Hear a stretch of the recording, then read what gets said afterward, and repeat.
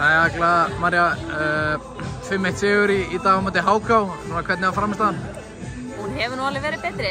Þetta var svona bara þokkaleg frammistaða hjá okkur. Ég er aðalega bara ánægð með að við höfum unnið þetta, flott að skora 5 mörk og já, sátt bara að vinna þetta.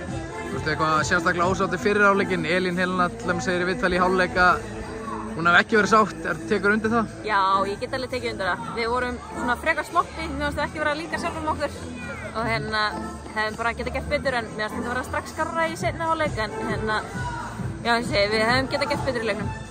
Nú er þetta nágrannaslagur á bestu gerð og í fyrsta skipti sem mæti HK í kvennaboltanum. Fannst eitthvað fyrir því inn á vellinum eða?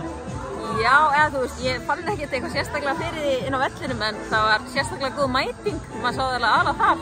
Virkilega gaman að sjá svona marga í stúkunni, það er ekki oft sem við sjáum svona svakalega marga, þannig ég var mjög ánægð með það og það var svona skemmtileg umgjörð í kringum þetta. Þannig já. Spilið við HK sem eru þetta efst í lengjudeildinni, fannst þið mikið mun að spila við liðið lengju? Mér fannst það bara að vera hörku flottar við en ég held líka þú veist, efstu liðin í lengjudeildinni, þær eru bara pari við liðin í bestu deildinni. Við sjáum það bara IBVF vinnur Tindastól, það segir sitt.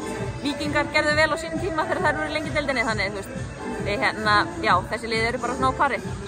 Nú er svona töluvert kannski búið að tímabilinu og svona, þú skorar í dag, ertu sátt svona byrjun þínu á tímabilinu? Já, ég er bara sátt með byrjunum, mér finnst það bara svona mér persónulega að vera vaxandi og eins hjá liðinu, mér finnst það alltaf að vera ná svona að spila betur og betur saman, þannig já, ég er bara sátt. Takk fyrir.